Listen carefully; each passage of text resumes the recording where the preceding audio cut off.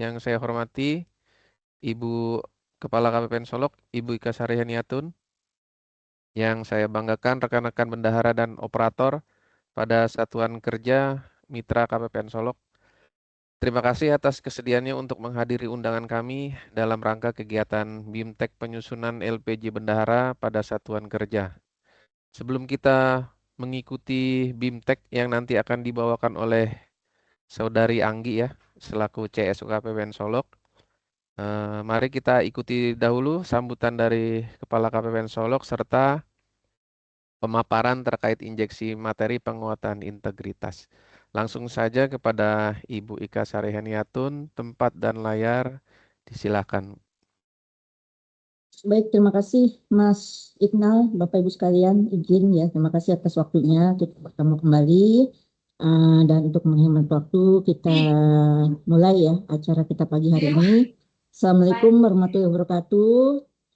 Yang terhormat Bapak Ibu para kuasa pengguna anggaran lingkup wilayah kerja KPPN Solok, kemudian juga yang saya hormati Bapak Ibu para pejabat perbendaharaan dan operator pengelola keuangan yang juga sudah bergabung, dan tentunya yang saya banggakan seluruh hadirin maupun peserta yang juga telah bergabung di kegiatan kita pada pagi hari ini. Alhamdulillah, puji dan syukur kita sampaikan kehadirat Allah Tuhan Yang Maha Esa, karena atas rahmat dan karunia-Nya kita masih diberikan kesempatan, kesehatan untuk bersilaturahmi, bersama-sama berkumpul di ruang virtual dalam kegiatan BIMTEK penyusunan laporan pertanggungjawaban bendahara. Salawat dan salam tentu kita sampaikan juga kepada Nabi Muhammad SAW beserta keluarga dan para sahabatnya, dengan kita sama-sama melafalkan Allahumma sholli ala Muhammad wa ala ali Muhammad. Bapak Ibu hadirin yang saya muliakan, sebelumnya kami menyampaikan apresiasi yang sebesar-besarnya atas kesediaan Bapak Ibu sekalian untuk meluangkan waktu di pagi hari ini. Seperti sama-sama kita ketahui, kita sudah di bulan September. Kalau Bapak Ibu pejabat perbendaharaan atau pengelola keuangan ini sedang berkejar-kejaran ya dengan waktu ya untuk menyelesaikan kewajiban ya sebagai pengawal ya anggaran di unit Bapak Ibu masing-masing, dan hari ini kita justru yang akan kita bahas adalah terkait dengan laporan pertanggungjawaban. Nah, sesuai dengan surat kami, insya Allah hari ini akan ada dua agenda. Yang pertama yaitu terkait materi pertanggungjawaban LPJ itu sendiri. Nanti ada Anggi yang akan menyampaikan, sudah ready on screen ya, sepertinya juga sudah di layar. Dan satu materi injeksi ini dari kami ya untuk kita semua ya, akan saya coba sampaikan, dan ini masih ada kaitannya dengan fungsi kita semua ya, khususnya fungsi kita sebagai ASN atau tepatnya PNS ya, karena kalau kita bicara ASN itu termasuk di dalamnya adalah PNS dan P3K. Kemudian ya nanti ya harapannya dengan kita mengetahui bersama ya apa yang menjadi kewajiban kita sebagai ASN, kita juga dapat memperkuat ataupun menjaga integritas kita yang memang selama ini kami coba sampaikan ya pesan-pesan ini dalam berbagai kesempatan atau dalam berbagai kegiatan. Mungkin kalau sudah bisa ditayangkan ya materinya ya tidak banyak ya, hanya berupa ilustrasi. Nah ini ya Bapak Ibu sekalian ya, membangun negeri melalui pelayanan ke para stakeholder ya. Akan ada beberapa pertanyaan yang terbesit ya mungkin di kepala kita semua ya. Apa sih ya hubungan ya kita sebagai ASN dalam membangun negeri ya? Kalau kita di Sumatera Barat ada nagari ya. Apa sih hubungannya ya? Bahwa kita selama ini kan juga sudah loyal ya, sudah melaksanakan kewajiban kita salah satunya dengan loyal kepada pimpinan. Lalu apalagi kewajiban kita sebagai ASN? Nah, Bapak Ibu, ini tema kita ya, kita nanti akan bicara dari sisi profesionalisme kita sebagai ASN. Mungkin ya kita semua ya sudah sama-sama mengetahui bahwa kalau kita bicara ASN ada nilai-nilai yang terkandung di dalamnya, yaitu nilai berakhlak ya. Berakhlak ini merupakan nilai-nilai dasar ASN yang harus dan wajib menjadi pedoman kita semua, termasuk kami ya di Kementerian Keuangan. Ini juga kita laksanakan, selain kita juga mempunyai nilai-nilai Kemenkyu tersendiri ya. Apa itu berakhlak ya? Berakhlak itu yaitu berorientasi pelayanan, akuntabel, kompeten, harmonis, loyal, adaptif, dan kolaboratif. Dan saya yakin kita semua yang ada atau hadir di sini sudah sama-sama melaksanakan atau menerapkan nilai-nilai dari ASN berakhlak. Ya. Dan mungkin ya kita juga sudah sama-sama mengetahui bahwa di dalam Undang-Undang ASN yang sudah disesuaikan yaitu Undang-Undang Nomor 20 Tahun 2023, di sana dinyatakan juga tentang bagaimana peran kita sebagai ASN dalam penyelenggaraan pelayanan publik yang profesional dan bersih dari KKN. Nah, makanya kami ingin ya berbagi, berdiskusi ya apa yang sudah kita lakukan, apa yang masih harus kita perbaiki dalam rangka meningkatkan profesionalisme kita sebagai aparatur sipil negara. Nah ini ya selanjutnya Bapak Ibu ya kalau kita bicara profesional ya sosok ya ideal ASN yang diinginkan ya oleh Undang-Undang ASN itu sendiri ya adalah ya melalui manajemen ASN ya di dalamnya ada terkait manajemen ASN yaitu bagaimana mengelola ASN untuk menghasilkan pegawai ASN yang profesional. Ya, jadi di sana sudah disebutkan bahwa seorang ASN itu haruslah profesional. Ya, jadi memiliki nilai dasar, etika profesi, bebas dari intervensi politik, bersih dari praktek KKN. Ya, seperti yang sudah saya sampaikan di awal. Lalu kalau kita lihat ya selanjutnya ya kalau tadi dari sisi sosok ideal, nah ini ya pertanyaan yang kami sempat kulik ya dari berbagai sumber ya ada survei ya yang mencari pendapat ya atau pertimbangan bagaimana kita semua ya mungkin kita tidak masuk di dalam survei itu tapi setidaknya ini menggambarkan alasan awal bergabung menjadi ASN ya. Ini alhamdulillah nilai yang nomor satu ini positif ya, ingin berkontribusi terhadap negara. Nah ini mungkin kalau kita flashback ke zaman dulu ketika kita masih proses untuk menjadi PNS ya, karena ASN itu istilahnya baru ada di 2014. Nah pasti yang terpikir di kita atau mungkin di orang tua kita atau mungkin kita sebagai orang tua saat ini kepada anak-anak kita ya pilihan kita untuk menjadi ASN salah satunya adalah yang merah ya ada yang 4 merah ya. Pertama ya karena keinginan orang tua ya karena nanti kita kalau sudah jadi ASN kan relatif aman ya karena apa ya kita pegawai negeri sipil ya kalau kita bagian dari ASN itu apa ya memang demikian adanya dibanding jika mungkin kita bergabung dengan corporate ya di sana persaingan kerjanya juga sangat berat ya bisa saja kita masa depannya belum tentu cerah. Nah ketika kita memilih bergabung menjadi ASN banyak peluang-peluang ya yang menjamin ya saya katakan menjamin kalau memang kita ASN-nya apa namanya tadi ya loyal ataupun bagus itu kita sampai pensiun bahkan ketika pensiun pun kita masih menjadi tanggungan negara ya itu ya ini Bapak Ibu silakan direview kembali ya nanti kita akan bicara tentang mindset bagaimana kita menjadi ASN saat ini karena beda ya dulu dengan kebutuhan secara nasional apa yang menjadi tuntutan kita sebagai ASN. Kemudian kita lihat ya Bapak Ibu ya, kita bicara, nah ini ya profesional ya. Kita dulu nggak tahu ya ternyata ASN itu juga harus profesional. Nah ketika kita bicara profesional, pasti yang tergambar ya kita itu memakai dasi ya padahal kalau kita bicara memakai dasi kita saya rasa tidak ada di antara kita yang memakai dasi ya saat ini walaupun posisi kita sudah PNS ya yang ada malah petugas sapam ya yang memakai dasi ataupun rekan-rekan kita yang bekerja di apa ya mungkin marketing ya karena memang secara fisik mereka butuh penampilan yang bisa menarik ya para pengguna layanannya atau gadget baru ya jadi kalau kita belum punya gadget baru belum dianggap profesional ya Bapak Ibu ya gadget kita masih jadul ya ataupun mungkin kita belum sama gadget kita dengan anak-anak kita ya berarti walaupun masa kerja kita banyak kita belum profesional ya atau kita fasih bahasa asing wah ini yang agak berat Bapak Ibu ya jadi untuk mendapat kesan kita seorang profesional ya salah tiganya adalah ini ya itu ya cerita di awal. Kemudian apa ya ketika kita sudah mendapatkan ketiga ini, apakah sesuai dengan yang ada di badan kita, dengan apa yang tadi menjadi tugas pokok dan fungsi kita. Ya, kita lihat ya selanjutnya. Ini ya Bapak Ibu ya, kita sudah berdasi, punya gadget, fasih bahasa Inggris, tetapi ternyata di sana sudah banyak yang menunggu kita untuk menerima layanan ya.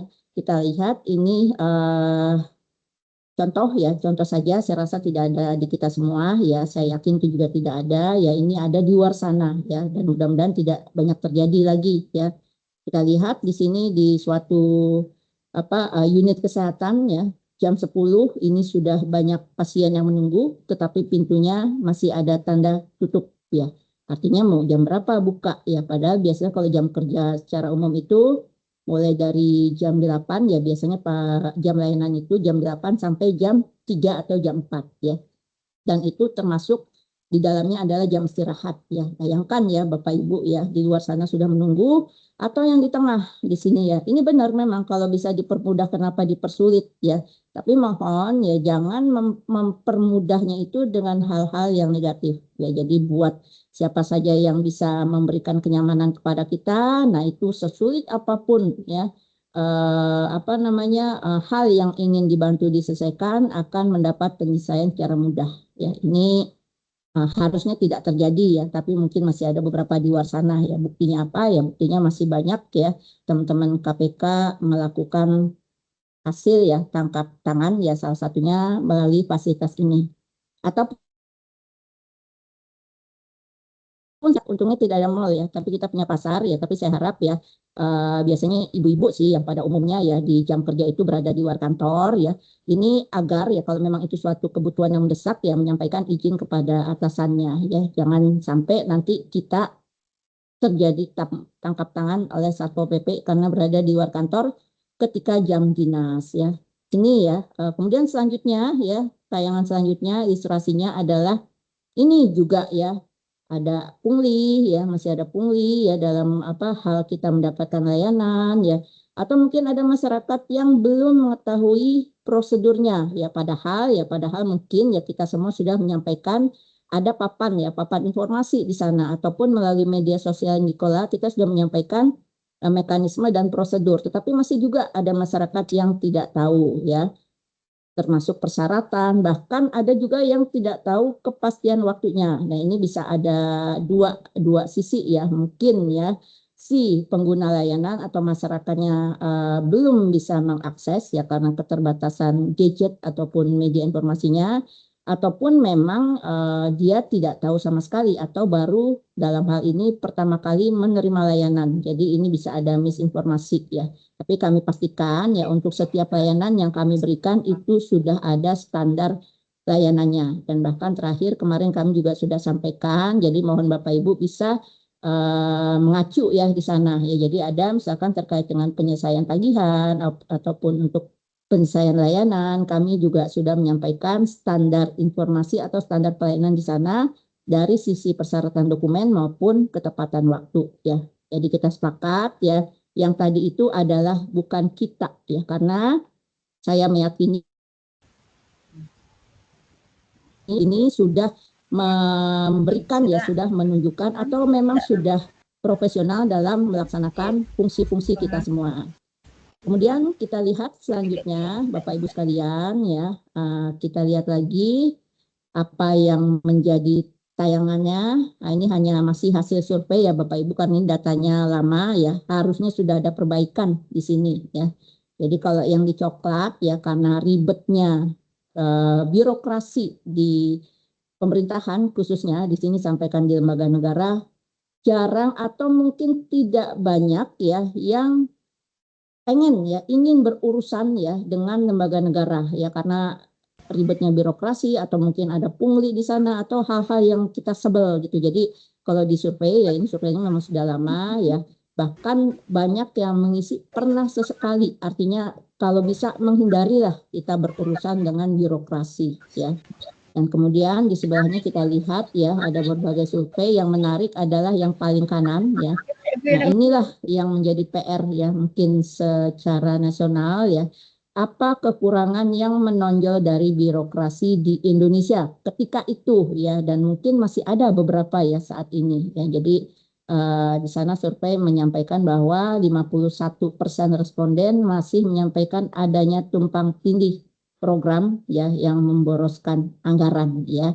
Kemudian birokrasi juga panjang dan rumit ya, dan ini ya terkait profesionalisme kita ya, ASN yang masih kurang berkualitas ya. Jadi ini beberapa data ya yang bisa menjadi perhatian kita semua ya untuk perbaikan kita bersama dalam kita semua melaksanakan fungsi sebagai ASN. Ya, Bapak Ibu ingat ya, sebagai ASN ataupun PNS termasuk P3K ya, fungsi kita adalah memberikan pelayanan. Tadi yang berakhlak, pertama berorientasi pada pelayanan. Jadi jangan sekali-kali berharap untuk mendapat atau untuk dilayani ya. Jadi itu yang harus kita ambil ya, kita garis bawahi bahwa kita melayani bukan dilayani ya, kita ini pelayan masyarakat gitu ya Bapak Ibu ya. Terus ya ini ya tadi juga masih data ya Ombudsman ya di 2021 banyak sekali pengaduan ya, di antaranya itu terkait dengan pungli ya, ada pengaduan terkait dengan pungli. Ini rincian datanya belum sempat saya tayang ya, tapi harusnya ya dengan kita kemarin sudah melakukan reformasi birokrasi ya, bahkan di antara Bapak Ibu sekalian juga sudah ada yang berproses untuk mewujudkan ya wilayahnya menjadi wilayah yang memenuhi ya zona integritas menuju WBK BBM, harusnya tidak ada lagi yang namanya pungli. Pun dia berbiaya dan biayanya sudah jelas ya tersurat ya dalam suatu aturan, itu silakan disampaikan dan itu tidak masuk ke dalam kategori pungli. Kemudian kita bicara tentang selanjutnya. Nah ini Bapak Ibu ya yang untuk sama-sama kita pahami ya, ini hanya istilah kata ya, kosakata. Jadi profesional itu sebenarnya berawal dari profesi ya, profesi ya yang memang kita lakukan. Ini bisa bentuknya objek ataupun subjek ya. Jadi apa saja siapa saja yang memang digunakan untuk memperoleh nafkah dan yang keahlian tertentu. Jadi profesi seorang profesional itu memiliki ya atau didasari dengan keahlian-keahlian tertentu ya, dan harus sesuai dengan norma-norma sosial. Yang mungkin dalam kesempatan ini ya kita semua ya para kuasa pengguna anggaran, pejabat perbendaharaan, bahkan para bendahara atau pengelola keuangan itu pasti sudah memiliki ya kompetensi-kompetensi khusus yang nanti bisa dibuktikan secara tertulis ataupun secara keahlian ataupun hal-hal lain yang memang kita dipercaya untuk mendapatkan ya profesi atau menjabat pada suatu profesi tertentu, dan itu harus profesional ya kalau secara ininya. Jadi profesi yang memang menuntut kita untuk menjadi seorang profesional ya. Kemudian lanjut kita, ini Bapak Ibu ya mindset kita, pola pikir kita ini yang mungkin dulu ya zaman-zaman kita masih belum ya istilahnya masih berada di zaman zaman yang belum seperti saat ini ya. Mungkin bisa saja dulu kita berpikir ya bahwa ketika kita menjadi ASN ya itu sudah tadi ya kita sudah terjamin ya sampai pensiun, bahkan pasca pensiun pun kita masih dijamin, bahkan termasuk keturunan-keturunan kita. Dan pun kalau unit kita itu dibubarkan ya kita masih aman secara status ya, paling hanya dipindahkan ya, tapi secara administrasinya kita masih sebagai ASN atau PNS ataupun P3K ya. Jadi itu kita aman aja, mau bubar mau apa ya kita masih tetap sebagai ASN, menyandang status sebagai ASN. Nah, dampaknya apa? Ya sudah, karena kita sudah terjamin, kita kerja secukupnya aja. Ngapain capek-capek kerja ya? Syukur-syukur kita bisa bisnis ya. Kita di saat ini tidak ada larangan ya bagi ASN untuk melakukan pekerjaan sampingan ya sepanjang itu dilaporkan kepada pimpinannya. Gak apa-apa kita mau bisnis kan, paling sekarang bisnis bisa online ya. Ini khususnya ibu-ibu yang kreatif nih ya. Itu tidak ada pelanggaran di sana ya, diperbolehkan ya. Hanya saja kalau memang sudah kepentingannya tidak fokus kepada fungsi kita, ya itu bisa akan menjadi salah satu pelanggaran disiplin ya. Jadi kita kerja keras juga nggak akan diperhatikan oleh pimpinan. Ini ya mindset yang harus kita perbaiki ya. Hasilnya tadi itu ya, birokrasi kita ya dikomplain ya, kinerja kita juga gitu-gitu aja, pelayanan juga masyarakat banyak yang kecewa ya karena kita secara jam kerja juga tidak patuh, tidak taat dengan janji yang sudah kita sampaikan ya. Pastinya ini akan terjadi pemborosan anggaran karena pemerintah sudah membayar atau menggaji ya eh, para orang-orang yang tidak bekerja sesuai dengan kompetensinya. Ya ini juga sumber masalah bagi publik nantinya. Nah, yang kita harapkan, yang pemerintah harapkan, yang pimpinan kita harapkan adalah seperti slide berikutnya, ya. Jadi uh, untuk ya mindset kita ketika kita sudah bergabung ataupun kalaupun belum ada kata terlambat, ya kita masih bisa mengelola mindset kita bahwa ya karir kita semua, ya karir saya ini tergantung dari kapasitas kita, ya kapasitas saya ya. Bagaimana juga nanti kinerja lembaga juga akan tergantung kepada kinerja saya. Ya, jadi Bapak Ibu ya, mungkin ini juga saya mengingatkan bahwa sebenarnya ya kita ini tergantung kepada organisasi kita ya, karena kita mencari nafkah di sana ya.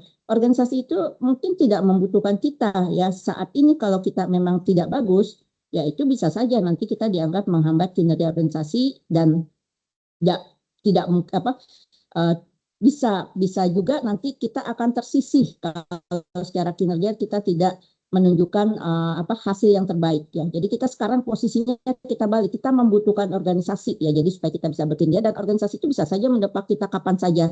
Misalkan secara kinerja, secara raport, secara apa kita dianggap tidak memberikan kontribusi terbaik ya. Siap-siap saja tersisih walaupun sepertinya aman dan butuh proses, tapi kita bisa saja ke arah sana ya.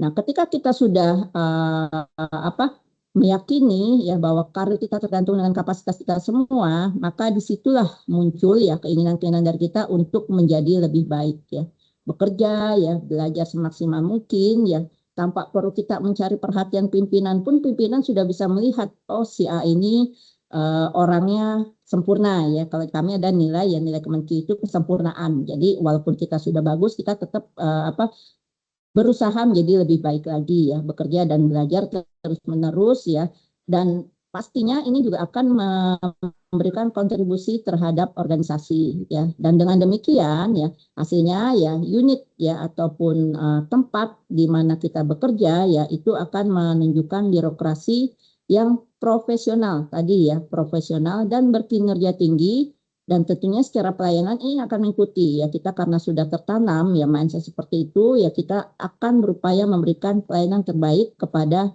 masyarakat ya, kepada stakeholder ya. Kalau kita bicara stakeholder, nah ini ada yang namanya stakeholder internal maupun stakeholder eksternal. Yang internal ini yang adalah yang memang biasanya ini di supporting unit ya, di teman-teman bagian umum ya, pengelola keuangan itu sebenarnya salah satu stakeholdernya adalah stakeholder internal ya, pengambil keputusan pimpinan, karena laporan yang disajikan itu harus menggambarkan apa yang sudah dilakukan teman-teman ya.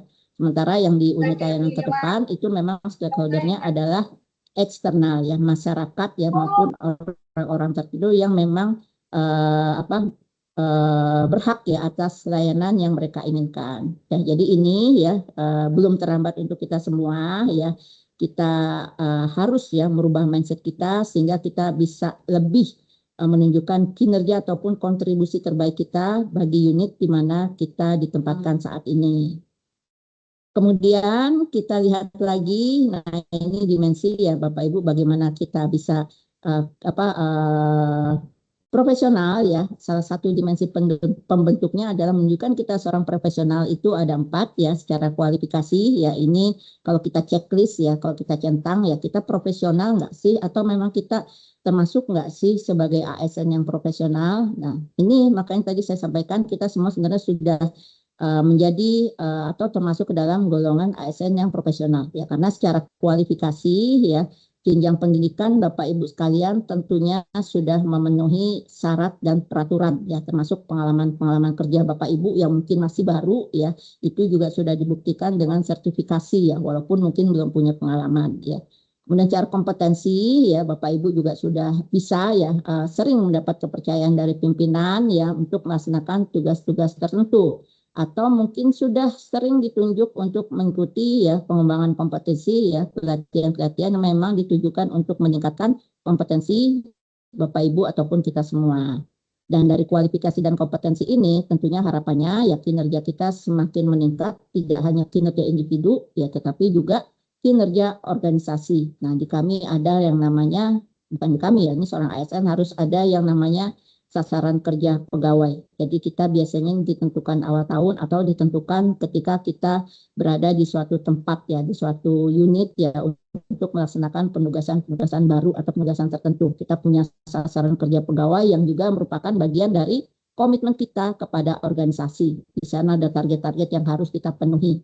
Ya, dan dari sisi sikap perilaku ya ini adalah dari soft skill. Nah, ini soft skill ini kadang-kadang nggak ada ilmunya ya Bapak Ibu. Ini biasanya ilmunya berasal dari keluarga kita ya atau dari lingkungan sekitar kita ya. Bagaimana kita mengelola soft kompetensi kita ya, kejujuran ya, kerjasama kita itu memang apa sih namanya muncul begitu saja. Tetapi kalau kita tidak membiasakan, nah ini akan kurang peka ya, akan kurang tajam soft kompetensi kita semua. Kemudian selanjutnya ini ya salah satu lain ya seperti apa kemana masuknya yang tadi kompetensi-kompetensi tadi ya seperti kalau di ASN itu penilaian dari Menpan ya ada yang namanya kompetensi teknis. Jadi kalau terkait dengan pendidikan, pelatihan ya atau hal-hal yang memang sifatnya apa namanya pelatihan ya pengakuan yang dituangkan dalam bentuk sertifikasi ini adalah kompetensi teknis ya ada bukti-buktinya. Nah ini salah satunya ya dilakukan oleh instansi teknis atau pembina jabatan fungsional di kementerian masing-masing biasanya ada ya. Kemudian yang mana sih kompetensi manajerial? Nah ini biasanya terkait dengan ya tadi ya salah satunya tingkat pendidikan karena untuk suatu kompetensi manajerial tertentu juga membentukkan tingkat pendidikan tertentu ataupun kalau memang dia kaitannya struktural harus memiliki atau pernah mengikuti pelatihan struktural ya ataupun pengalaman kepemimpinan ya. Jadi kalau Bapak Ibu yang memang sudah di level pimpinan ya pasti sudah melalui proses-proses itu ya yang dan bagi yang belum nanti akan melalui proses-proses itu ya. Jadi silakan disiapkan ya baik teknis manajerialnya juga kompetensinya. Dan yang terakhir ini kompetensi sosial kultural ya. Nah, ini memang termasuk soft ya. Jadi bisa jadi tidak sama ketika kita berada di satu kantor, di satu unit, di suatu wilayah. Nah, ini memang diukur ya dari pengalaman kerja ya berkaitan ya bagaimana kita dengan masyarakat sekitar, masyarakat majemuk yang ada di lingkungan kita ya.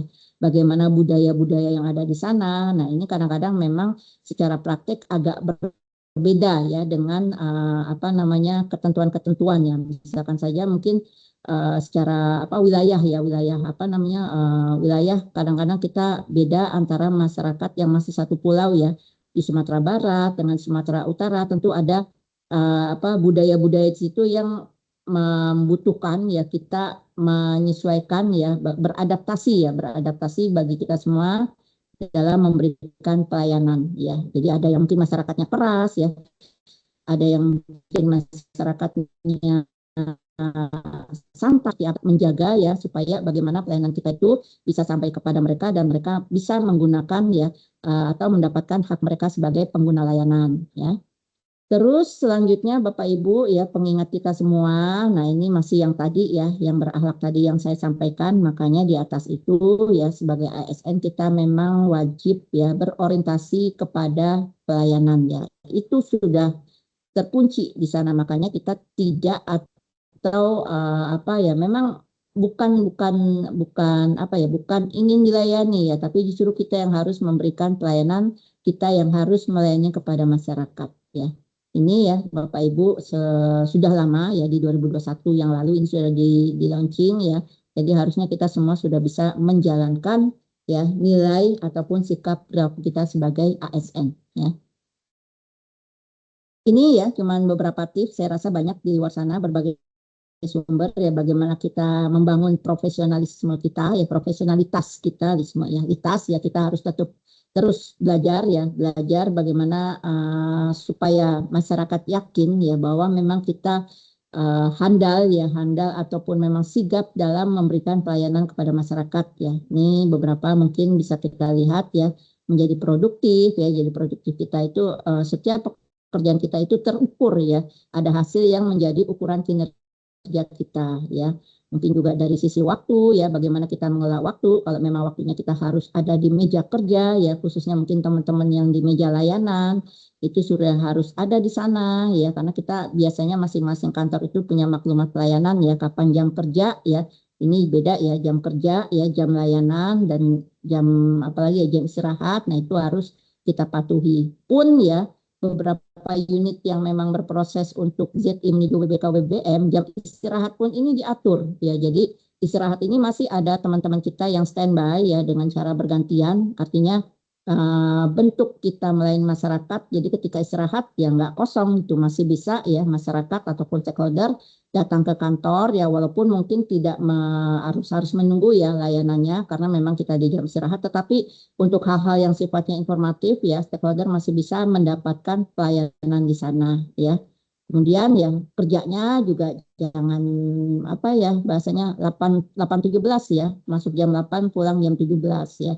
Jadi luangkan sedikit waktu ya. Misalkan memang kita pulang jam 4 atau jam 5 ya, kita masih punya waktu untuk membersihkan pekerjaan kita hari ini ya. Kalaupun masih sempat, kita bisa mempersiapkan pekerjaan kita untuk esok hari. Jadi ketika kita di hari berikutnya kita sudah ready to go for today ya, hari ini atau hari besok kita sudah siap untuk memberikan pelayanan kepada stakeholder ya. Itu ya beberapa ini ya, bagaimana kita membangun profesionalisme kita. Nah, ini yang pesan kita ya, salah satu pesan utama kita tetap ya ASN, tadi pesannya di awal, ASN yang bebas dari intervensi dan bebas ya dari praktek-praktek KKN ya, korupsi, kolusi dan nepotisme ya. Ini ilustrasi saja ya. Jadi di sini yang merah ini ya, bagaimana kita tetap bisa mengendalikan diri dari godaan. Nah, ini yang kadang-kadang sering mengganggu ya, dan kecenderungan berpikir sempit atau menyimpang. Udah jam 5 nih, yuk kita pulang, kan secara aturan jam kerjanya sudah berakhir ya. Nah, ini godaan-godaan seperti itu ya.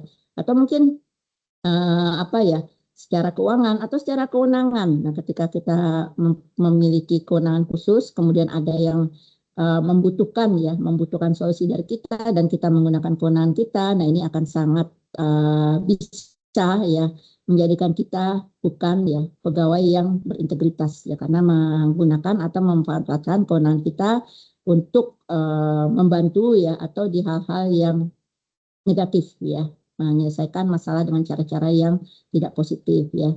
Kemudian ya quality orientation ya, jadi ya kita tetap harus menjaga mutu kerjaan. Jadi pekerjaan itu tidak asal selesai ya. Begitu LPG-nya diminta ditagih sama teman-teman KPPN, udah tanggal sekian kirim aja, nanti paling diperiksa gitu ya. Jadi tolong bantu kami ya ketika Bapak Ibu termasuk kami menyelesaikan pekerjaan, ini ada quality control-nya. Ya, ini quality control-nya adalah para pengambil kebijakan ya, para pimpinan ketika operatornya sudah menyelesaikan suatu tugas ya, ya tolong bantu dicek. Jadi nanti ketika sampai di kami ya, ini kalau case-nya kita di KPPN ya, itu tidak apa istilahnya sudah terkonfirmasi oleh pimpinannya bahwa memang pekerjaan dari anggotanya sudah selesai dan sudah diteruskan dalam posisi mutunya itu akuntabel dan transparan. Kemudian role model. Nah, Bapak Ibu ya, kalau mungkin kita belum menemukan model yang cocok untuk kita tiru saat ini ya, nggak ada salahnya kita menjadi role model langsung bagi diri kita ya, ataupun mungkin bagi lingkungan kita ya, dengan melakukan hal-hal yang baik ya, hal-hal positif yang mudah-mudahan juga menjadi inspirasi bagi teman-teman kita gitu ya. Jadi kadang-kadang kan kita saat ini agak susah mencari role model ya, karena ketika kita mengetahui orang itu kok sepertinya baik ya, ternyata di kemudian hari atau di perjalanan kok ada praktek-praktek yang negatif di sana, salah saya menjadikan orang itu sebagai model. Ya sudah, kita saja yang mengajukan diri menjadi model ya untuk kita semua ya, role model ya, dengan melakukan hal-hal ya sesuai apa yang diatur ya, setidaknya sebagai ASN ya, hak dan kewajibannya ada di sana, itu paling tidak yang bisa kita lakukan untuk menjadi role model bagi diri kita sendiri ya. Walk the talk. Nah, Bapak Ibu ya, ini kalau kita ingat ketika kita diangkat menjadi PNS ya, dari CPNS menjadi PNS, kita semua pasti mengikuti sumpah ya, sumpah atau kalau yang sudah punya jabatan, sumpah atau janji jabatan ya. Ini tidak sekedar ucapan Bapak Ibu ya, pun Bapak Ibu menyatakan kemarin saya nggak ngikutin kok, nggak apa nggak menjawab ya ketika kita dilakukan pengambilan sumpah atau janji jabatan.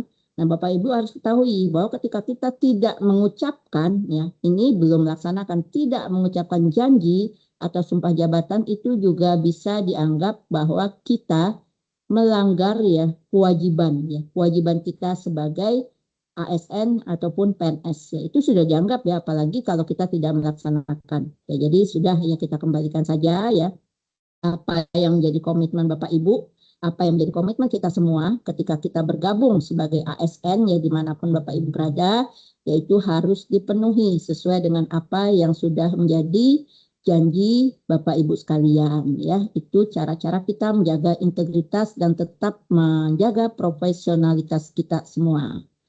Terakhir ya Bapak Ibu ya, ini ya terakhir ya, boleh digeser. Nah ini ya belum terakhir, masih ada satu terakhir terus ya, izin ya. Nah ini kalau Bapak Ibu, saya nggak pernah dapat kesempatan belajar, saya nggak pernah ditunjuk atau diutus atau ditugaskan oleh pimpinan untuk mengikuti kegiatan pelatihan ya.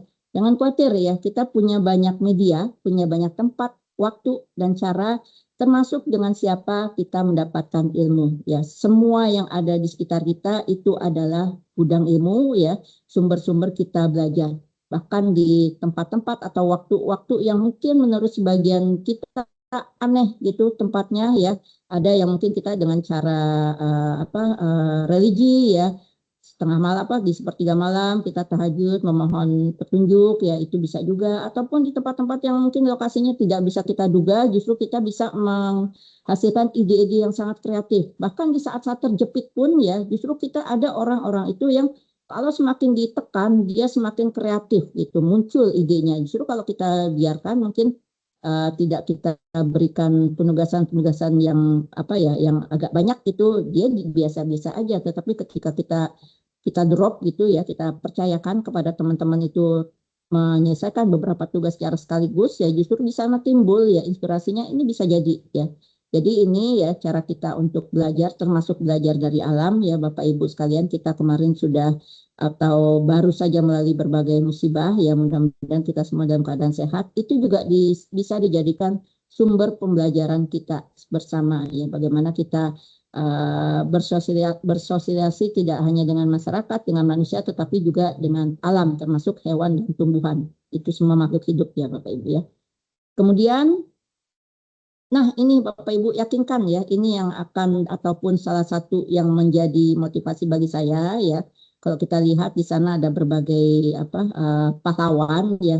Kalau kita bandingkan ya, para pahlawan ini dulu bertempur di meja perang ya, mengangkat senjata bahkan sampai berdarah-darah. Nah Bapak Ibu nggak usah nggak usah takut ya, bahwa Bapak Ibu itu juga adalah seorang pahlawan ya, pahlawan bagi keluarga, pahlawan bagi organisasi, dan pahlawan bagi bangsa dari cara Bapak Ibu bekerja ya, melalui apa yang sudah Bapak Ibu lakukan. Ya, jadi kalau mau kita melihat ya, siapa sih sosok pahlawan kita saat ini ya, masa kini ya, adalah kita semua ya, Bapak Ibu yang berjuang ya sebagai profesionalis sebagai profesional yang bekerja di unit masing-masing dengan tugasnya masing-masing ya, itu adalah merupakan pahlawan masa kini ya. Jadi ya tetap ya utamakan ya kepentingan bangsa ya di atas kepentingan pribadi ya, kepentingan mungkin kepentingan organisasi ya, dahulukan dari kepentingan pribadi ya.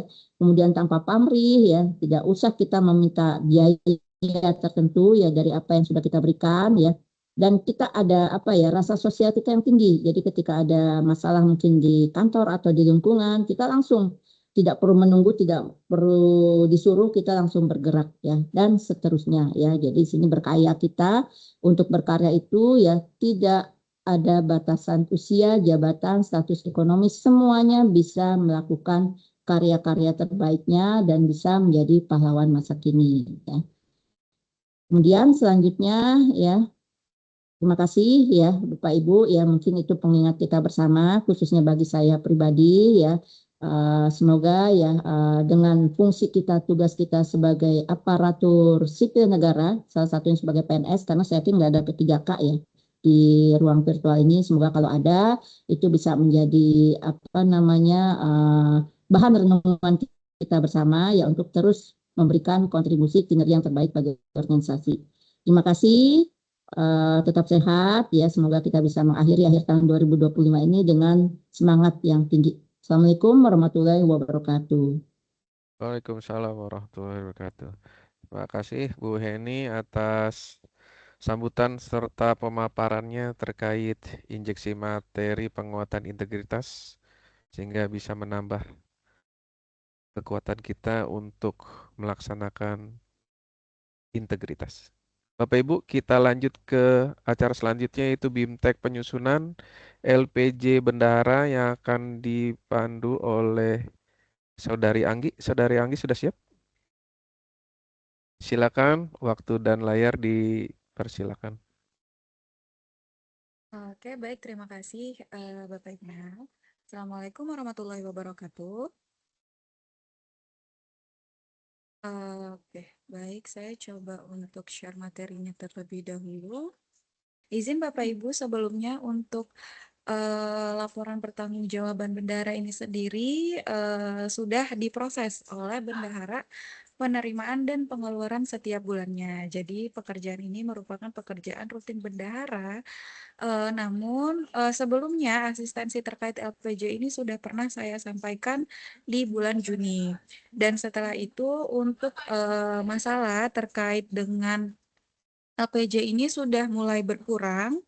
Namun kita adakan kembali untuk BIMTEK terkait laporan pertanggungjawaban ini agar ke depannya bendahara dapat menganalisis terhadap kesalahan atau kemungkinan kesalahan pencatatan yang terjadi. Oke, untuk alur dari proses LPJ sendiri, yaitu pertama diproses oleh bendahara terlebih dahulu dengan membuat LPJ pada modul bendahara ya Bapak Ibu. Bendahara cetak laporan, lalu laporan pertanggungjawaban.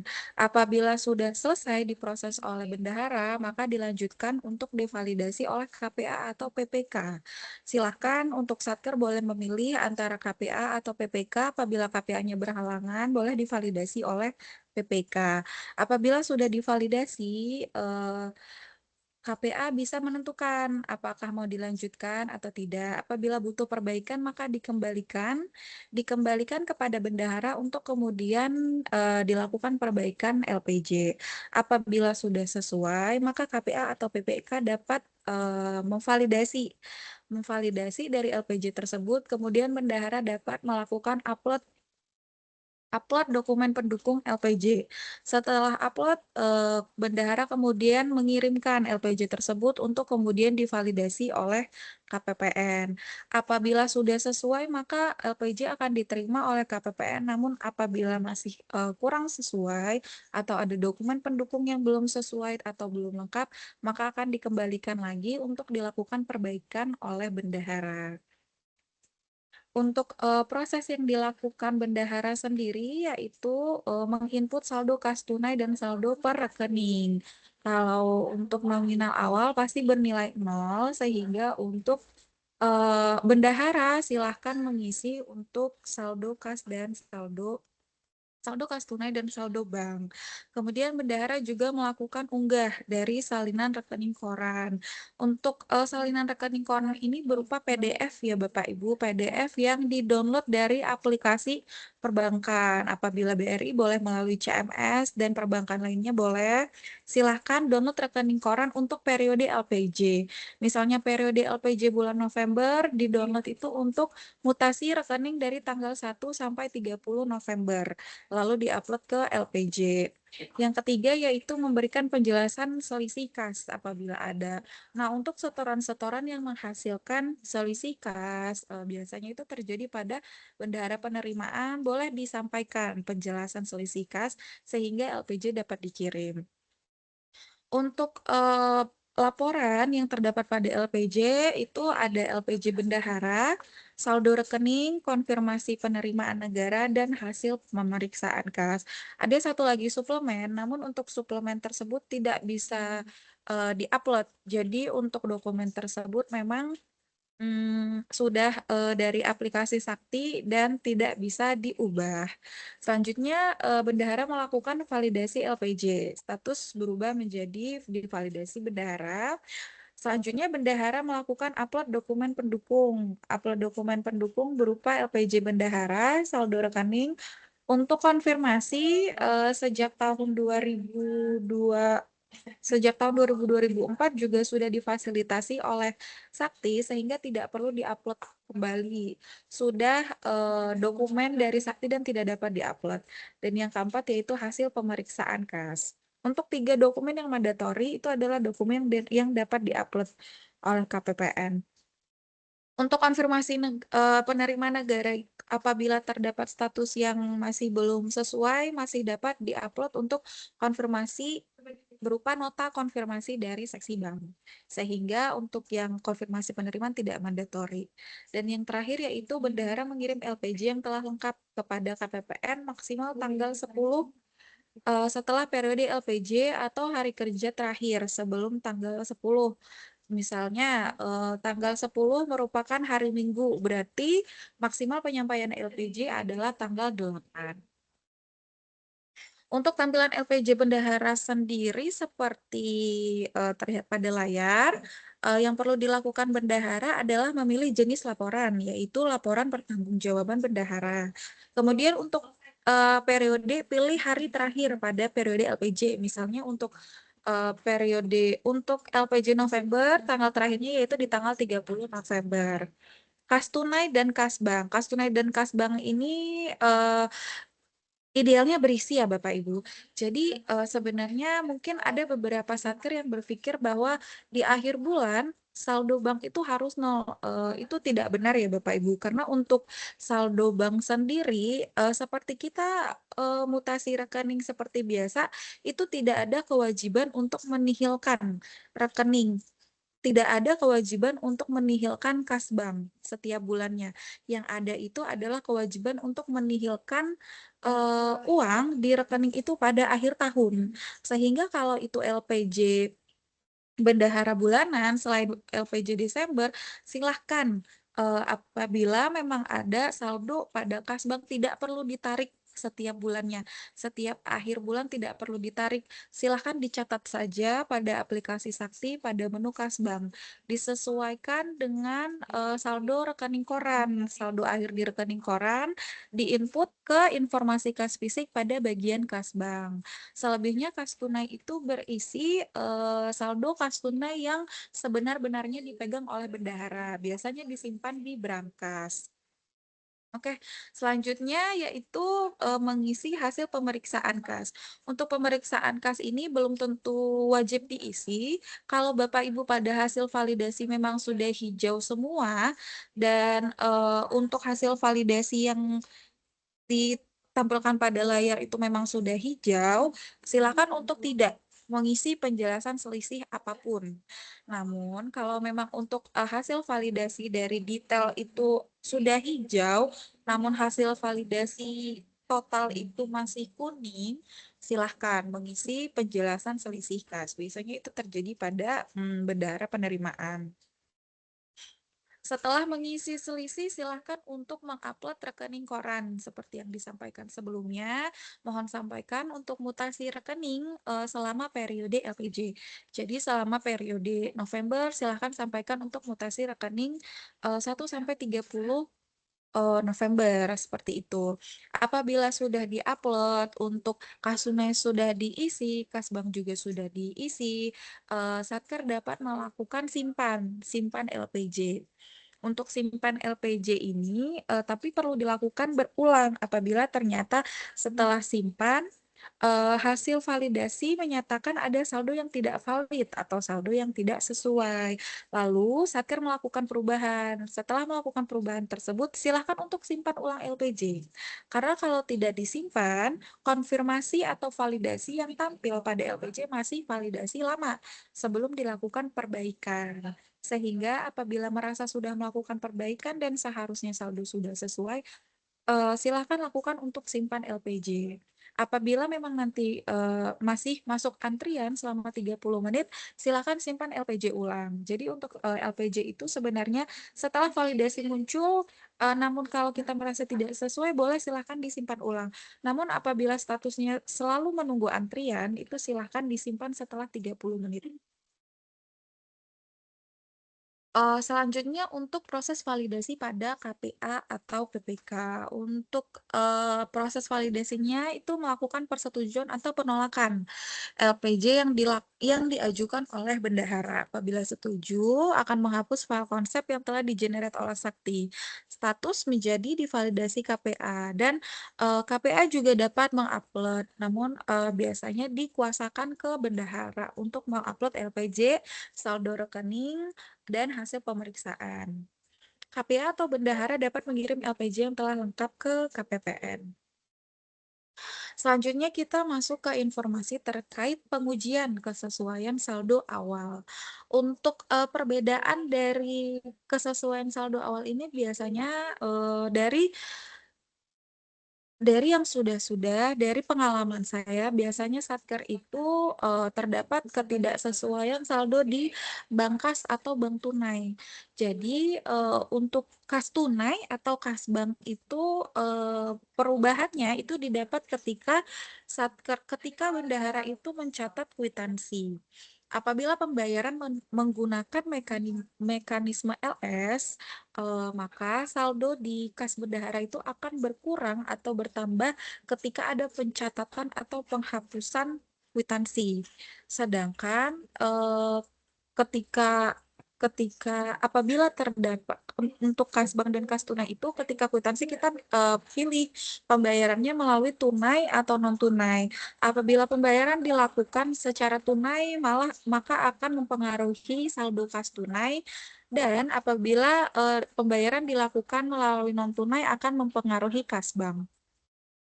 Apabila terdapat perbedaan saldo bulan sebelum dan bulan sesudah, bulan sebelum itu dalam artian apabila kita mengirim LPJ bendahara bulan September, berarti saldo akhir bulan Oktober harusnya sama dengan saldo awal bulan November. Sehingga apabila terdapat perbedaan, maka bendahara itu harus menganalisis terhadap kwitansi. Kemungkinan kwitansinya dihapus atau terdapat pencatatan kwitansi setelah periode. Misalnya kita sudah proses LPJ Oktober.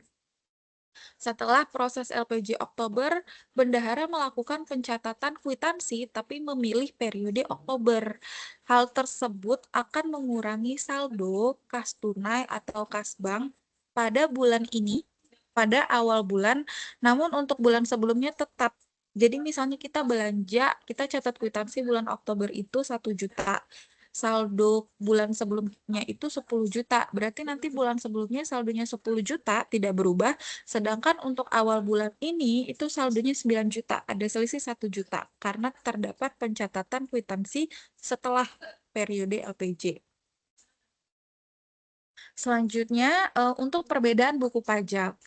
Selain kas tunai dan kas bank, itu ada juga perbedaan di buku pajak seperti tampilan di sini buku pajaknya juga berbeda, itu selisih sekitar 2 juta. Nah, untuk 2 juta tersebut, untuk pencatatan perpajakan sendiri itu, yang menjadi tanggung jawab bendahara adalah ketika melakukan pembayaran melalui UP. Di mana untuk perpajakan harus diadministrasi, harus dipotong pada SPBY, harus dicatat pungut, dan harus disetorkan oleh bendahara. Nah, untuk pencatatan, pungut, dan setor itu harus dicatat sesuai dengan waktu dilakukannya. Misalnya, untuk potong itu dicatat sesuai tanggal SPBY ketika PPK memberikan surat perintah bayar kepada bendahara yang menyatakan bahwa bendahara diminta untuk membayar. Setelah itu bendahara melakukan pembayaran dengan membuat kwitansi pada Sakti. Itu mengurangi saldo kas. Setelah melakukan pembayaran di hari yang sama, seharusnya bendahara itu melakukan melakukan pungut pajak. Sehingga untuk pencatatan pungut pajak normalnya atau idealnya dilakukan pada tanggal yang sama dengan pencatatan kwitansi. Untuk penyetoran itu sudah disampaikan untuk peraturan perpajakannya boleh disampaikan pada bulan berikutnya, tapi tetap mengikuti aturan dari perpajakan untuk penyetorannya. Apabila terdapat penyetoran seperti di layar, yaitu untuk pajaknya itu dipungut itu tanggal 1 Januari 2024 dan disetor tanggal 1 bulan 1 2024, namun periodenya sudah tutup. Kalau sudah tutup Bapak Ibu, bendahara hanya melakukan perubahan tanggal pada tanggal jurnal. Tanggal jurnal itu karena kalau untuk periode sudah tutup, misalnya periode Januari sudah tutup, berarti untuk segala bentuk jurnal apapun sudah tidak dapat diinput kembali karena sudah tutup permanen. Sehingga untuk tanggal jurnal itu pencatatan secara accrual basisnya itu harus dicatat pada periode yang terbuka, yaitu pada misalnya bulan Februari masih terbuka, silakan untuk tanggal jurnal dipilih pada tanggal 1 Februari. Untuk tanggal pungut tidak perlu diubah, disesuaikan dengan tanggal pungut aslinya.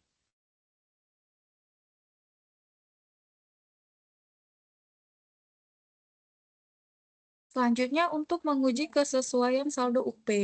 Nah, untuk saldo UP ini ada 3, saldo UP, TUP, dan kas lainnya. Untuk saldo UP, biasanya apabila terdapat perbedaan dari nilai bendahara dan UAKPA itu sama dengan TUP-nya. Misalnya di UAKPA-nya ada atau nominalnya lebih besar dari saldo di bendahara. Itu biasanya karena SPM sudah diproses namun belum dicatat pemeriksaan kas. Jadi untuk SPM tersebut sudah SP2D sehingga sudah masuk nominalnya untuk dinilai UAKPA, namun belum masuk nominalnya ke perhitungan bendahara karena pemeriksaan kasnya belum dicatat. Jadi sehingga sebelum melakukan pelaporan LPJ, bendahara mohon melakukan administrasi terhadap SP2D yang belum dicatat di pemeriksaan kas. Silakan dicatat terlebih dahulu UP, TUP, atau pendapatan apapun. Kemudian baru coba untuk simpan LPJ. Kalau sudah baru nanti selisihnya kita perhitungkan kira-kira dari mana, itu bisa dicek dari kita dapat menganalisis rekening koran dan laporan pencatatan di Sakti. Kita bisa bandingkan di mana pencatatan yang mungkin sudah dicatat di Sakti tapi ternyata belum dibayarkan, atau untuk pembayaran yang sebenarnya sudah dibayarkan namun belum dicatat di Sakti. Nah, itu bisa kita analisis dari kedua dokumen tersebut, kita bandingkan data mana yang tidak terdapat dan data mana yang namun untuk rekening koran ini sendiri karena tidak dapat diubah, sehingga yang bisa kita lakukan adalah menyesuaikan pencatatan Sakti dengan laporan rekening koran. Karena untuk saldo akhir rekening koran tersendiri itu akan menjadi saldo pemeriksaan sehingga tidak dapat diubah. Dan yang masih bisa diubah adalah pencatatan pada Sakti.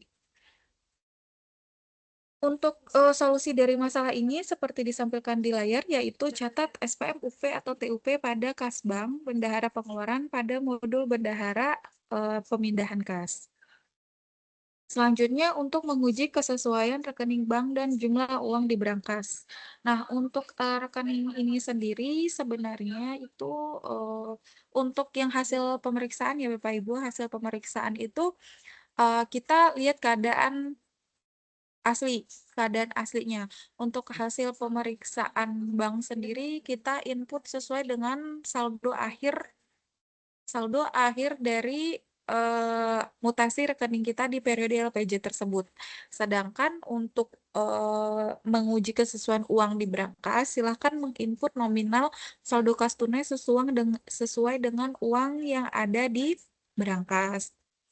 Untuk pencatatan Sakti seperti yang sebelumnya sudah saya sampaikan, mohon disesuaikan apabila memang saldo rekeningnya itu lebih tinggi atau lebih rendah, itu pencatatan Saktinya yang dapat disesuaikan dengan hasil pemeriksaannya.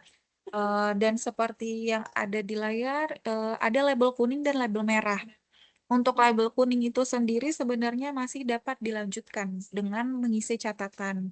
Kemungkinan saldonya berselisih karena apa, boleh disampaikan di selisih kas.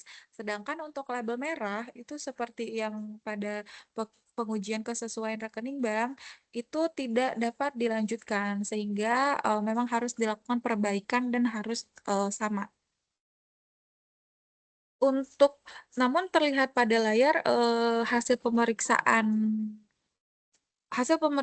untuk saldo rekening bank dan kas tunainya bernilai nol. Untuk satker-satker yang memiliki UP, tidak mungkin atau jarang terjadi hasil pemeriksaan untuk keduanya itu bernilai nol. Jadi dari kasus ini bisa kita lihat bahwa kemungkinan bendahara tidak melakukan pencatatan terhadap hasil pemeriksaan. Apabila memang tidak melakukan pencatatan, boleh dicatat kembali di informasi kas fisik di tabel bawah kanan. Silakan diisi informasi kas fisik untuk kas tunai dan kas banknya. Untuk hasil validasi LPJ bendahara. Nah, ini untuk biasanya LPJ bendahara penerimaan. Seperti yang di tabel sebelah kanan, itu hasil validasinya hijau semua ya Bapak Ibu. Sudah sesuai, namun di kiri itu merah. Merah, saldo tidak sesuai. Nah, itu hasil validasi saldo tidak valid.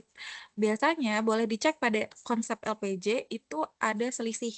Ada selisih antara penyetoran menurut pembukuan bendahara dan penyetoran menurut WAKPA. Sehingga apabila memang ada selisih, silakan melakukan pencatatan selisih, penjelasan selisih kas. Silakan melakukan pencatatan. Apabila sudah dilakukan pencatatan, simpan ulang, nanti hasil validasi akan keluar yang baru. Biasanya untuk bendahara penerimaan seperti ini, setelah diisi penjelasan, maka hasil validasi akan berubah menjadi hijau. Ada satu lagi, biasanya kalau memang di dalamnya sudah di detail validasi sudah hijau semua, namun di luar merah ada kemungkinan satker belum melakukan pencatatan TUP.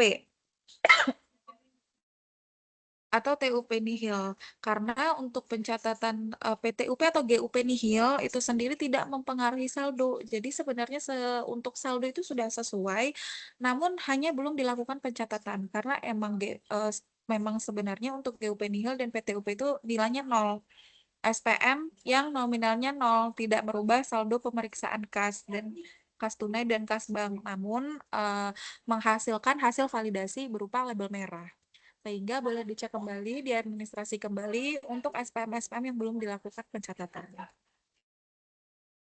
Yang terakhir yaitu untuk nota konfirmasi. Nah, untuk nota konfirmasi sendiri sekarang sudah difasilitasi oleh aplikasi Sakti dan sudah tidak perlu diupload. Untuk kita bisa lihat di layar itu ada hasil berupa NA. Sebenarnya ini ada beberapa kondisi yang bisa menyebabkan hasilnya NA. Karena yang pertama itu untuk nota konfirmasi itu membaca kode akun, nominal, angka PN, dan kode billing. Sehingga apabila terdapat kesalahan pencatatan, misalnya kesalahan pencatatan di SPBY, yaitu pemilihan kode akun atau nominal. Misalnya di SPBY itu pencatatannya dilakukan menggunakan PPH 21, sedangkan pada MPN dilakukan pembayaran menggunakan kode akun deposit. Nah, silahkan apabila memang masih menggunakan kode akun deposit dan memang belum dilapor SPT sehingga belum dikonversi ke akun PPH, silakan untuk di Sakti melakukan pencatatan menggunakan kode akun deposit. Satu lagi kemungkinan yang sering terjadi yaitu untuk penyetoran-penyetoran yang dilakukan di akhir periode, misalnya dilakukan di 30 November. Nah, untuk 30 November itu setoran awalnya kemungkinan sudah muncul, sudah bisa dicek oleh aplikasi Sakti. Namun untuk tanggal-tanggal di batas setoran-setoran yang dibayarkan di batas bulan, kemungkinan membutuhkan waktu lebih lama untuk bisa terbaca oleh Sakti. Jadi kalau sudah merasa NTPN sudah benar, kode billing sudah benar, kode akun sudah benar, dan nominalnya sudah benar, boleh dilakukan pengecekan pada aplikasi My Interest, boleh dicek untuk penerimaan pajaknya itu bisa di list konfirmasi, boleh dicek atau boleh menggunakan aplikasi SpanX. Di situ juga bisa melakukan pengecekan terhadap NTPN sudah muncul belum di aplikasi My Interest. Kalau memang belum, kemungkinan setoran tersebut juga belum terbaca oleh Sakti. Nah, kalau untuk hal-hal khusus seperti ini mungkin boleh dikonfirmasi juga ke KPPN, karena kalau memang sudah mendekati batas waktu, KPPN bisa bantu untuk menerbitkan nota konfirmasi yang ditandatangani oleh pegawai KPPN gitu. Oke, sebagai tambahan, apabila diingatkan kembali, apabila melakukan perbaikan, maka bendahara diminta untuk melakukan simpan ulang secara berkala. Kemudian untuk kode akun potongan yang dicatat pada SPBY adalah kode akun deposit pajak. Hal itu mempermudah pencatatan karena memang seperti yang kita tahu di aplikasi Cortex sendiri, apabila kita ingin mengubah kode akun dari deposit ke PPH itu digunakan lapor SPT. Nah, untuk lapor SPT itu sendiri sebenarnya boleh berkali-kali dilakukan. Jadi, kalau ada pajak baru boleh dilapor SPT ulang, lapor SPT ulang. Namun itu butuh karena memang kita permudah dengan dilakukan pencatatan SPB menggunakan akun deposit pajak. Namun untuk suatu SPBY itu cuma bisa mencatat satu kode akun deposit pajak, sehingga kalau memang di satu SPBY itu ada dua pajak, namun biasanya kalau dua itu satu PPN satu PPH. Nah, untuk PPN sudah bisa di input menggunakan langsung kode akun PPN, yang PPH menggunakan deposit pajak gitu. Untuk rekening koran dicetak PDF pada aplikasi CMS atau aplikasi perbankan lainnya dengan memilih tanggal mutasi rekening sesuai dengan periode LPJ.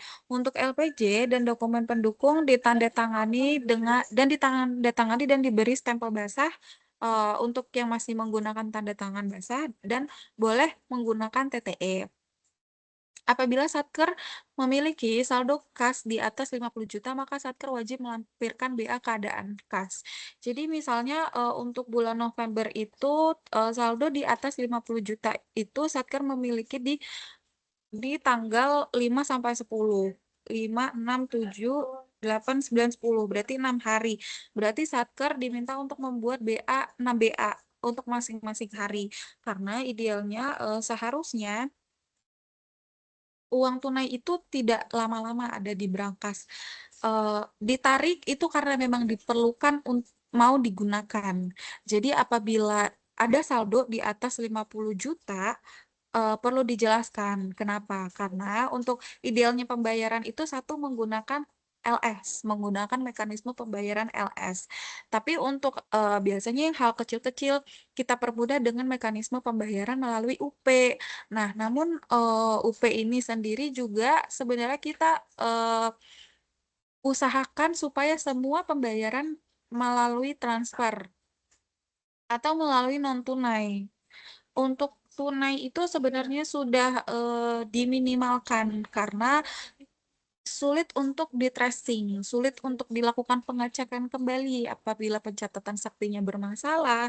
Nah, untuk pengambilan uang secara tunai itu sulit di-tracing. Yang kita bisa tracing itu hanya pencatatan yang memang dilakukan pembayaran melalui transfer atau pembayaran non tunai lainnya. Jadi, diusahakan untuk Satker yang memang memiliki UP di atas 50 juta atau memiliki TUP di atas 50 juta, silakan melakukan pembayaran melalui non-tunai, sehingga tidak perlu melampirkan BA keadaan kas tersebut. Namun seperti yang saya sampaikan tadi, misalnya menarik uangnya di tanggal 5 dan kemudian digunakannya di tanggal 12, di tanggal 11, berarti untuk kas di atas 50 jutanya itu diberangkas dari tanggal 5, 6, 7, 8, 9, 10. Berarti harus membuat BA keadaan kas sebanyak 6 buah. Selanjutnya yaitu upload rincian kas bendahara pengeluaran pada laporan saldo rekening. Karena untuk laporan saldo rekening itu pasti dilampirkan Ayah. dengan rincian kas di bendahara pengeluaran. Jadi jangan dipisah Bapak Ibu. Downloadnya bersamaan, maka uploadnya juga harus bersamaan. Dan tambahan yang terakhir itu pencatatan kwitansi dilakukan pada periode yang sebenarnya. Jadi untuk kwitansi yang ternyata memang tidak digunakan itu dan mau dihapus, silakan hapus tapi sebelum periode LPJ.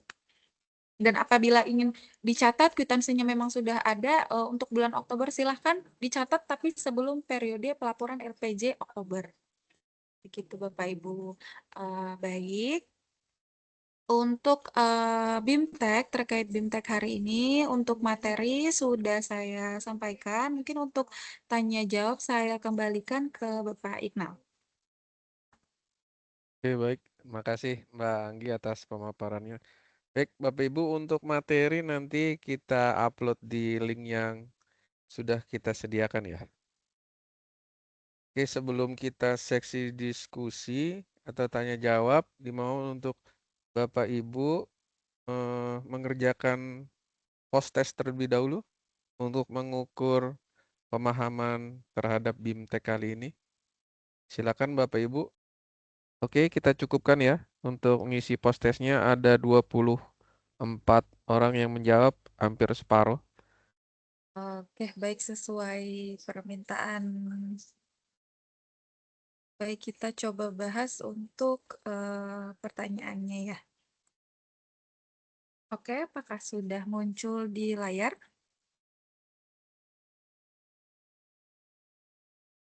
Oke, baik kita coba bahas untuk pertanyaannya ya Bapak Ibu sebelumnya yang sudah menjawab pada post test. Terima kasih untuk jawabannya. Apabila bertanya-tanya jawabannya apa boleh disimak penjelasan.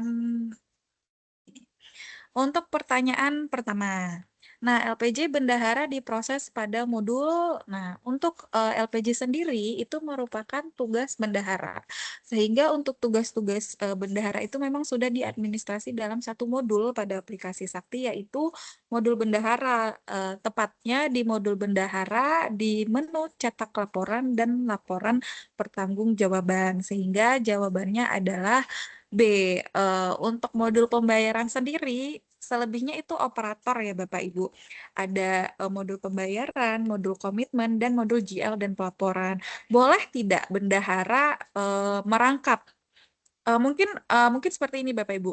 Terkadang mungkin bahkan bendahara ini kurang kurang mengetahui bahwa pembayaran untuk SPP itu ternyata tidak harus bendahara, tidak harus karena untuk pembayaran SPP dan SPM itu dilakukan oleh operator pembayaran. Namun tidak sedikit bendahara yang mendaftarkan user selain sebagai bendahara sebagai operator juga, operator pembayaran, operator komitmen, dan operator GL dan pelaporan. Jadi mungkin untuk bendahara yang masih belum melihat secara detail boleh dicek-cek lagi modul-modulnya. Modul-modul tersebut penggunaannya buat apa saja. Dan untuk modul bendahara ini merupakan dokumen-dokumen yang memang diadministrasikan oleh bendahara, seperti untuk kwitansi itu memang diadministrasikan oleh bendahara. Kalau untuk SPBY sendiri itu di modul pembayaran karena diadministrasi oleh operator pembayaran yang biasanya didelegasikan dari PPK. Untuk komitmen biasa pencatatan BAST dan segala yang ada di komitmen di modul komitmen tersebut. Namun untuk pertanyaan kali ini untuk LPG sendiri diproses pada modul bendahara. Pertanyaan selanjutnya yaitu LPJ dilaporkan ke KPPN maksimal. Untuk LPJ sendiri itu dilaporkan ke KPPN sesuai jawaban B. Tanggal 10 setelah periode LPJ. Misalnya untuk LPJ November disampaikan maksimal tanggal 10 Desember setelah periode LPJ, berarti setelah November yaitu Desember.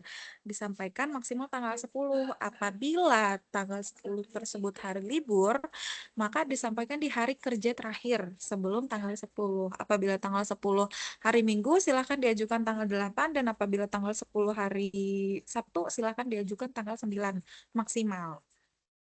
Untuk 15 itu, tanggal 15 itu biasanya untuk tutup buku untuk SHR, untuk tutup buku untuk modul GLP dan modul aset dan persediaan itu tanggal 15 Untuk selanjutnya apabila sudah ditutup, to-do list tidak ada, maka dapat diterbitkan SHR dari KPPN. Selanjutnya, berikut merupakan dokumen pendukung LPJ bendahara, kecuali untuk dokumen pendukung LPJ itu yang bisa di-download dari aplikasi Sakti itu ada 5. 3 ada di pertanyaan, yaitu ada laporan saldo rekening, ada hasil pemeriksaan kas, dan ada konfirmasi penerimaan negara. 2-nya lagi yaitu LPJ-nya sendiri dan suplemen. Sehingga untuk laporan kas tunai ini merupakan laporan tambahan Bapak Ibu apabila Bapak Ibu ingin melakukan analisis. Misal terjadi perbedaan saldo kas sebelum dan kas pada bulan ini, Bapak Ibu dapat melakukan pengecekan atau analisis pada laporan kas tunai dan laporan kas bank. Namun laporan tersebut merupakan laporan tambahan untuk analisis, bukan untuk LPJ bendahara. Selanjutnya, untuk label kuning, seperti yang sudah saya sampaikan, untuk label kuning pada hasil validasi LPJ, berarti LPJ tetap dapat dilanjutkan, tetap dapat diproses, baik itu dengan mengisi selisih kas ataupun tidak. Sehingga jawaban yang paling tepat adalah A.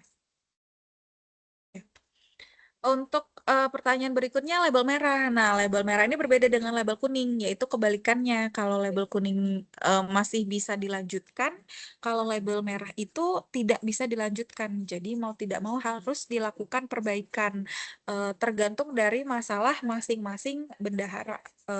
Kalau sudah dilakukan perbaikan, silakan simpan ulang LPJ, maka seharusnya kalau memang perbaikannya sudah tepat sesuai dengan masalah, maka untuk status validasi akan berubah menjadi hijau. Oke, selanjutnya untuk pihak yang dapat melakukan validasi LPJ. Untuk validasi LPJ ini bisa dilakukan oleh 2 pihak, tergantung keadaan Satker sendiri. Bisa dilakukan oleh KPA atau PPK. Bisa jadi mungkin Satkernya memang KPA-nya pekerjaannya atau sedang perjalanan dinas. Boleh silahkan validasi LPJ boleh dilakukan oleh PPK. Selanjutnya, apabila terdapat saldo kas tunai melebihi 50 juta dari tanggal 1 sampai 5, maka bendahara harus mengunggah BA keadaan kas sebanyak seperti yang sudah saya sampaikan. Kalau saldonya melebihi dari tanggal 1 sampai 5, berarti jumlah BA-nya itu harus per masing-masing hari. Berarti ada ada BA untuk tanggal 1, tanggal 2, tanggal 3, tanggal 4, dan tanggal 5. Sehingga untuk BA yang harus diupload sebanyak 5 buah. Untuk hal ini karena memang itu mempersulit ya, BA itu mempersulit sehingga disarankan untuk Satker itu sebaiknya tidak melakukan pembayaran secara tunai. Jadi kalau seluruh pembayaran dilakukan secara non tunai, maka saldo di kas tunai atau di brankas itu akan terjaga. Kalau bisa sampai 0. Jangan ada pembayaran melalui kas tunai. Itu lebih baik. Tapi kalau memang harus, silahkan. Tapi kalau bisa di bawah 50 juta. Sehingga untuk LPJ tidak akan dimintakan untuk BA keadaan kasnya. Tuh. Pertanyaan selanjutnya. Kas bank pada informasi kas fisik LPJ. Kas bank pada informasi kas fisik LPJ bendahara diisi berdasarkan. Oke, untuk kas bank pada informasi kas fisik itu diisi sesuai dengan keadaan sebenarnya. Kalau untuk kas bank itu diisi sesuai dengan keadaan sebenarnya, yaitu diisi sesuai saldo rekening koran. Sedangkan kalau untuk kas tunai itu silahkan diisi sesuai dengan keadaan sebenarnya, yaitu kas yang ada pada brankas bendahara pengeluaran. Sehingga jawabannya adalah A. Nah, untuk pertanyaan selanjutnya yaitu pada saat mencatat pungutan pajak, apabila terdapat notifikasi periode sudah tutup buku, apa yang harus dilakukan bendahara? Nah, untuk pungutan pajak, silakan dicatat. Kalaupun memang ada notifikasi tolakan, silakan dicatat tapi menggunakan periode yang masih terbuka, khusus untuk tanggal jurnal, karena tanggal buku itu memang tidak bisa dilakukan perubahan, karena sudah otomatis dari tanggal pembayaran kita. Jadi apabila periode sudah tutup, bukan berarti kita tidak bisa mencatat pungutan pajak, tetap bisa dilakukan, namun dengan mengubah tanggal jurnal. Jadi silakan melakukan pencatatan pada tanggal jurnal pada periode yang masih terbuka.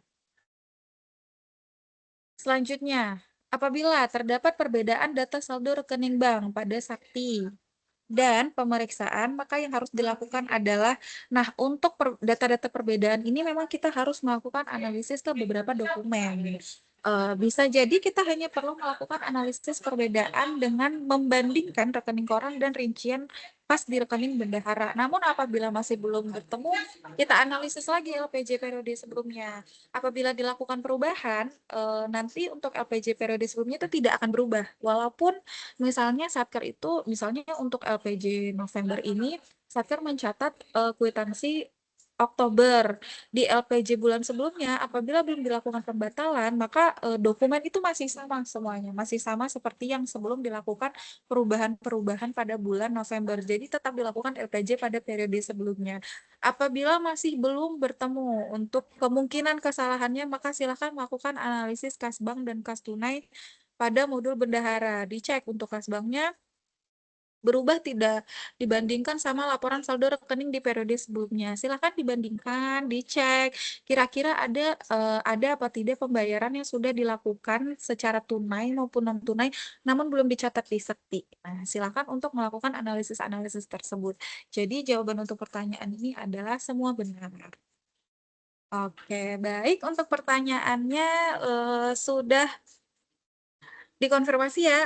Untuk jawabannya Bapak Ibu silakan, apabila memang masih ada yang bingung, boleh boleh disampaikan ke CSO, boleh dimintakan konsultasi juga boleh, silahkan. Boleh di-chat melalui WA dari KPPN Solo gitu. Dari saya cukup. Makasih Mbak Anggi. Baik, terima kasih Bapak Ibu. Jika sudah tidak ada yang ingin disampaikan lagi, izin. Terima kasih atas perhatiannya. Sampai jumpa di sesi BIMTEK selanjutnya. Izin saya akhiri. Assalamualaikum warahmatullahi wabarakatuh.